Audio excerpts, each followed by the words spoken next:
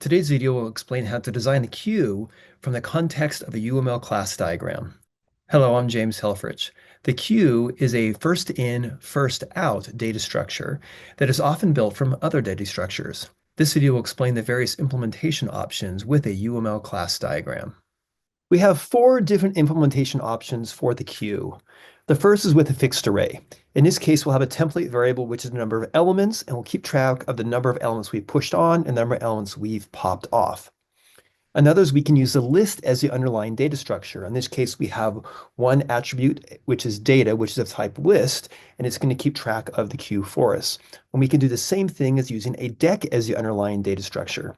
And finally, we can use the container adapter where the client gets to specify what the underlying data structure is. Let's take a look at these four implementation options in turn. The first one, the simplest implementation is a fixed array where the maximum size is known at compile time. So I'm going to start with my queue, which is my class. I'm going to have my constructor and assignment operator, of course. I'm also going to have my size and empty. And in order for me to do this, I have to know the number of elements. To know the number of elements, I have to know the number of times I've pushed an element onto the queue, as well as the number of times I've popped an element off of the queue. I also want to be able to push an element in, which means this has to be a template class of type T. And then my push T is going to say, look, if I'm below my capacity, then add it on to the end here, which means I have to have another template variable, which is the number of elements as well as the T. And then I have an array of type T, which means, of course, there's going to be many different T's by composition associated with my queue. Now, how am I going to declare this? I'm going to say template type T, which is going to be my underlying data type, as well as N, which is the number of elements. And my fixed array is going to be of N elements, each one of type T. Now, when I pop, then my pop is just going to say if I'm not empty, then num pop plus plus. Now, in order to access the front element, which is going to return a T, I have to know the index of the head element. And how do I do that? I'm going to say number of pop mod n, where n is the total size of my array.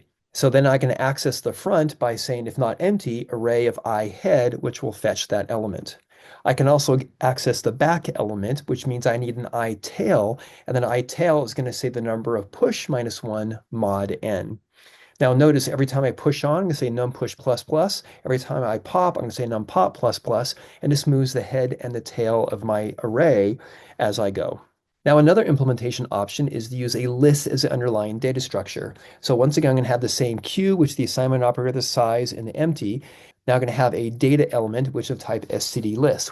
So when I declare a queue, it's going to be a template type T, and I'm going to have the std list of T, and I'm going to call that my data. Therefore, I'm going to have my list, and my list data structure must have a constructor, destructor, assignment, and empty. And of course, it's going to have the same template variable T, and I'm going to have exactly one list. I will be able to push an element on, which requires me to be able to push back onto my list. My queue.push is going to just call data or list.push back. And then I'll be able to pop as well, which means I'm required to have a pop front because I pop off the front and push onto the back, which means that my queue of pop is going to say data.pop front because I pop off the front. And then I'll be able to access the back and access the front with back and front off the list, which means my queue.front is going to say if I'm not empty, then return data.front. Now this will work exactly the same if I have a Deque as the underlying data structure. So once again, I'm going to have the same public interfaces for my queue, but now my data structure is me of type Deque, which means when I declare my queue, my member variable will std : Deque of T, which means I'm going to have a Deque by composition. Now observe, I have to have exactly the same interfaces I had with the list. I have to be able to push back, pop front, back, and front. And notice that my queue.push is going to look the same, my queue.pop is going to look the same, and my queue.front is going to look the same. In other words, I'm going to call exactly the same methods with the Deque as I called with the list, and that's because the method names are compatible, as is the way that they work. Now, since we can use the Deque and the list exactly the same way, it seems that any data structure that honors the push back, pop front, back, and front should work the same way. And in fact, we could do so with something called a container adapter. Now, once again, I'm going to have the same queue with my constructor, destructor, assign, size, empty, push, pop, front, and back. But now I'm going to have two template parameters, my T, which is the underlying data type in my queue, as well as my container adapter. And so my data is going to be of type container, not list or deque.